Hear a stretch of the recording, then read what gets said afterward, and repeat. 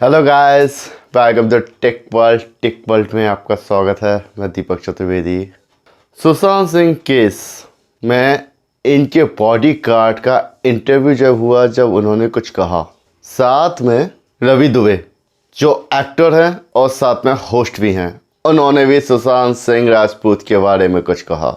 साथ में प्रदीप शर्मा जो एनकाउंटर स्पेशलिस्ट हैं मुंबई में, हालांकि उनको गिरफ्तार कर लिया गया है, वो अभी जेल में है। सुशांत के बॉडीगार्ड का कहना है कि एसएसआर सर, हम एसएसआर बोलते थे, एसएसआर सर कभी भी ऐसा नहीं कर सकते। वो एक बॉडी बिल्डर, जिम ट्रेनर, साथ में स्पोर्ट मैन थे। वो हमेशा दिलखुश रहते थे और कभी भी इस तरह का सोचते भी नहीं थे, और जो भी डिमोशन होता था उसको बिल्कुल ही छोड़ते नहीं थे जब तक कि वो बिल्कुल परफेक्ट ना हो जाए, जब तक उसका दिल ना खुल जाए। उनके बारे में जो कहा जाए वो कम है। वो एक तरीके से जिंदा दिल इंसान थे। उनके बारे में क्या कहूँ, आगे इंटरव्यू, उनके बारे में क्या कहूँ, जो कहूँ वो कम है। अब हम उनका इंटरव्यू वाली वॉइस देखें। Let's go. उससे पहले प्रदीप शर्मा जो मुंबई में एनकाउंटर स्पेशलिस्ट हैं और साथ में शिवसेना के बड़े नेता भी हैं, वो अभी गिरफ्तार हैं। उनका जो केस चल रहा है और जिस चीज़ में वो गिरफ्तार हुए हैं, जिस केस में वो गिरफ्तार हुए हैं वो एंटीरिया केस है, जिसमें मनसुख हिटेन की मृत्यु के बारे में इनको गिरफ्तार किया गया है। और साथ में हाल ही में अभी डीएनए टेस्ट भी लिया गया है। डीएनए टेस्ट जरूर किसी न किसी बात के लिए लिया गया है, क्योंकि ये टेस्ट ऐसे ही नहीं लिया जाएगा। एनसीबी इस समय कुछ ज़्यादा ही एग्रेसिव है कि एक्चुअली हमें पता तो चले, ये निर्णय तो आए कि एक्चुअली हुआ क्या था। डीएनए टेस्ट कोई छोटी बात नहीं होती है, कहीं ना कहीं कोई ना कोई जांच चल रही है, राइट। रवि दुबे ने कहा कि सुशांत एसएसआर सर, सुशांत सिंह राजपूत हम लोग के लिए आइडल है। वो सेकंड है जो टीवी से फिल्मों में गए, बॉलीवुड में गए। बॉलीवुड में उन्होंने बहुत अच्छा नाम कमाया और साथ में शाहरुख खान के बाद शायद वही हैं। उनका घर हमारे लिए हमेशा खुला रहता था। हमें जो भी प्रॉब्लम आ जाए या सॉल्यूशन चाहिए तो हमें उनसे मिल जाती थी। आप लोगों ने एक ह्यूमर सुना, अभी तक चल रहा है कि सुशांत सर की बॉडी जब घर से निकली थी तो वो अकेले नहीं निकले थे, उनके साथ एक आदमी और निकला था, यानी कि दो डेड बॉडी निकली थी। ये चल रहा था, कहीं खो गया ये चीज़। लेकिन आज रवि दुबे ने कहा कि मैं शॉर्ट हूँ उस दिन का सोच के, जब सुबह मेरे पास एक न्यूज़ आई, मेरे पास एक कॉल आया है कि समीर का निधन हो गया है। मैं तो मान ही नहीं आता, मैं शॉर्ट था, ऐसा कैसे हो गया। जब बाद में पता चला तो हाईवे में एक्सीडेंट हुआ। अब आप मुझे एक चीज़ बताएं, मैं भी खुद सोच रहा था कि लॉकडाउन के चलते जहाँ पे सड़कों पे गाड़ियाँ नहीं होती वहाँ पे एक्सीडेंट हो गया और वो भी मृत्यु, है ना। चलिए मान लेते हैं एक्सीडेंट हो गया, तत्कालीन मृत्यु, सोचने वाली बात है। और दिन में एक व्हाट्सअप आया जिसमें सुशांत सिंह राजपूत की डेथ के बारे में था। पहले तो मैंने उसको खारिज कर दिया कि ये किसी ने मजाक किया होगा या एनी अदर, कोई सीरियस नहीं होगा। लेकिन बाद में जब पता चला तो मुझे काफ़ी अफसोस हुआ, मुझे दुख हुआ। और ये सोचते मैं सोचता ही रहता हूँ कि 14 तारीख को दोनों की डेथ एक साथ कैसे हुई।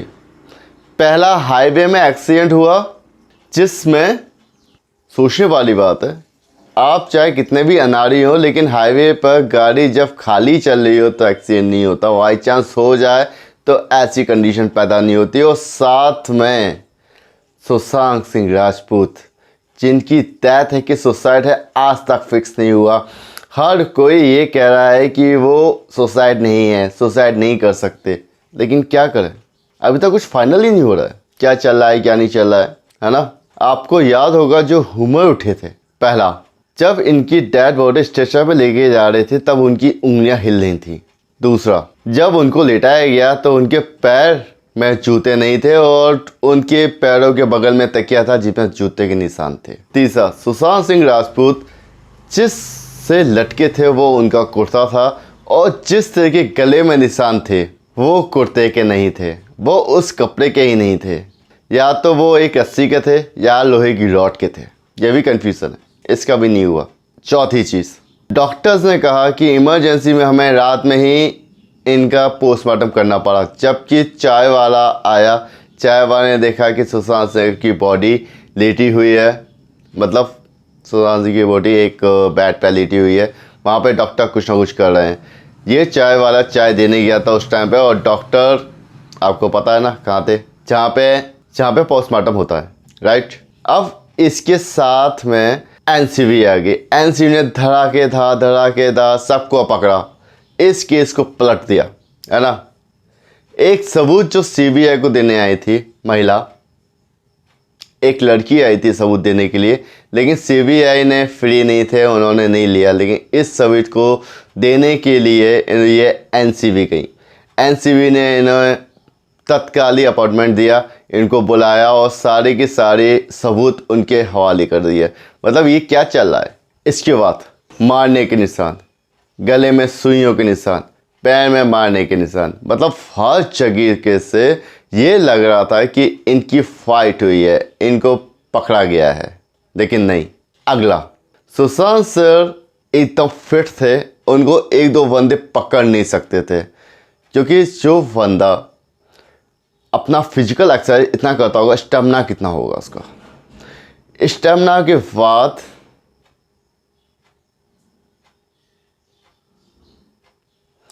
ताकत कितनी होगी, और ताकत अगर होगी तो कम से कम 6-7 या 4 तो बंदे होने चाहिए उसको संभालने के लिए।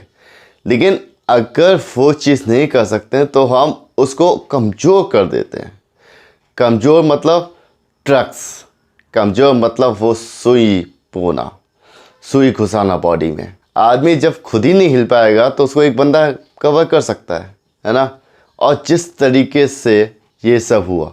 अगला, जब उन्होंने जूस पिया था तो जूस नीचे तक नहीं पहुंचा था, पेट में ही था, क्योंकि उनकी मृत्यु पहले ही हो चुकी थी। अगर नहीं होती तो नीचे पहुंच जाता।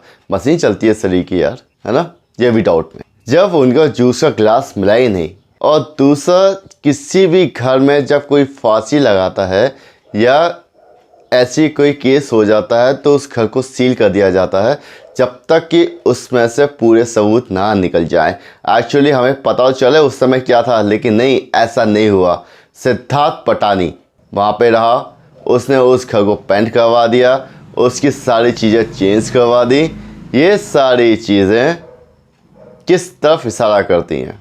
सिद्धार्थ पटानी ने अपनी बेल के लिए अंतिम याचिका दायर की थी, जिसमें कहा था कि मैं 10 दिन बाद दोबारा अपना सरेंडर कर दूंगा। इस चीज़ में सबको शक हुआ कि शायद बाहर जाकर ये अपने सारे सबूत ख़त्म करना चाहता है, और ये चीज़ एनसीबी को भी लगता है। एनसीबी भी मान गई है कि शायद ये सबूत मिटाने जा रहा है। सबसे बड़ी बात कि इसका दिमाग बहुत चलता है। सिद्धार्थ पटानी अपनी सगाई कर ली, सगाई के बाद अपने आप को शो किया, अपना फ़ोटो इंस्टाग्राम में डाला, जिसमें एनसीबी ने देखा और उसे पकड़ा, और अगले महीने उसकी शादी के लिए। इस चीज़ को कोर्ट ने भी माना कि शायद कुछ गड़बड़ हो सकता है। लेकिन सिद्धार्थ पटानी के साथ पुलिस को नज़रबंद रखा जाएगा, यानी कि पुलिस वाले हमेशा साथ में रहेंगे कि सिद्धार्थ पटानी कुछ गड़बड़ ना कर जाए, भाग ना जाए। अगर वो भाग जाएगा तो उसको पकड़ना बहुत मुश्किल है। एक बार तो हमने जैसे जैसे पकड़ लिया, दूसरी बार पकड़ना बहुत मुश्किल है। अब हम वो ऑडियो सुनते हैं जो एसएसआर के बॉडीगार्ड की थी। उन्होंने ही जो एसएसआर सर के बारे में कहा, उसको सुनते हैं।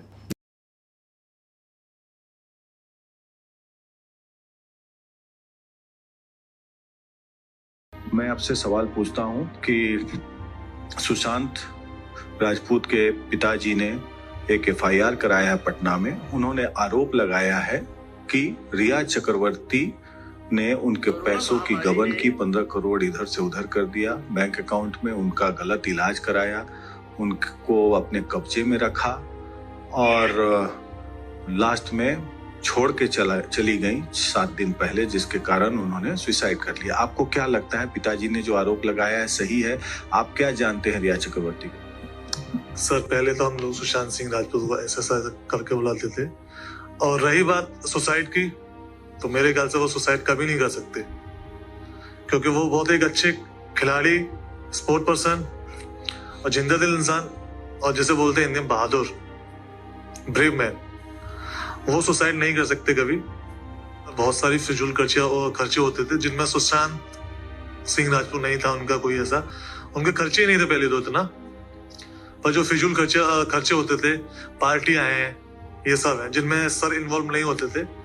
वो बीमार रहते थे, सोते रहते थे, ऊपर पार्टियां हो रही हैं, ये सब रहता था, तो फिजूली खर्ची है तो उनका। मतलब सुशांत सिंह राजपूत पार्टी में नहीं होते थे, लेकिन उनके पैसे का। जी सर, बिल्कुल पार्टियां चलती थी। हाँ, रिया मैम है, फादर्स हैं, उनका ब्रदर है, उनके फ्रेंड भी आते थे, सब पार्टियां थी और वो नीचे ही, मतलब उनके पैसे पर अयासी चलता था पूरा। अब आप कुछ भी बोल लीजिए सर, बट वो नहीं इन्वॉल्व होते थे पार्टी में, वो पार्टियां चलती थी। जी सर। तो जो आरोप लगे हैं बिल्कुल सही है। उन्होंने सिम कार्ड इतना 1 साल में क्यों बदला? सर इसका मेरे को आइडिया नहीं है, बट जो आरोप है उसका होना चाहिए इन्वेस्टिगेशन, पुलिस को जांच करनी चाहिए और ऐसे सर को न्याय मिलना चाहिए। रिया मैम पहली बार सुशांत सिंह राजपूत से कब मिली थी?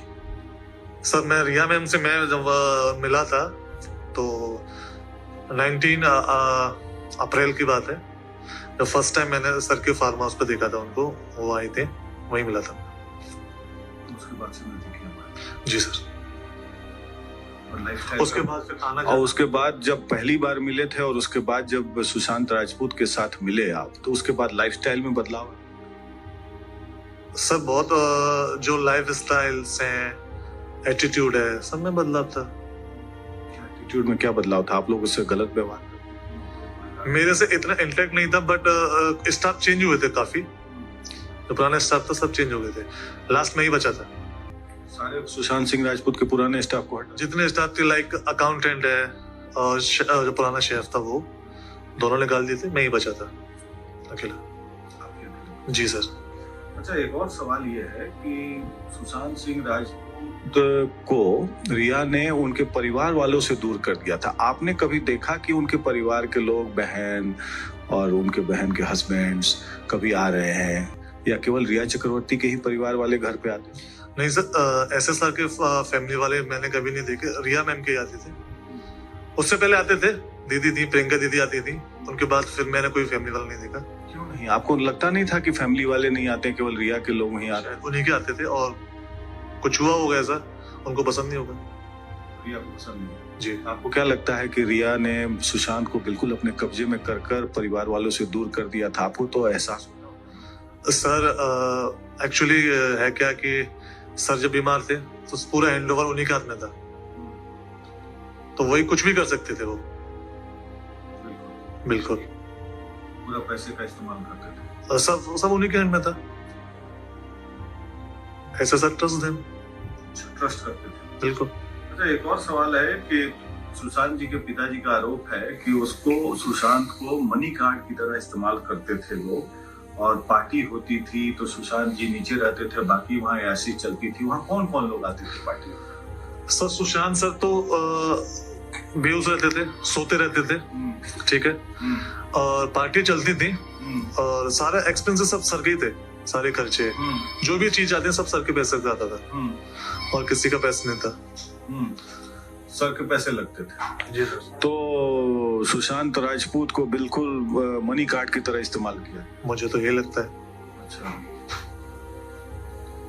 सारे खर्चे उनके तो लाइक मनी कार्ड ही हो, और खुद भी पार्टी में है नहीं वो।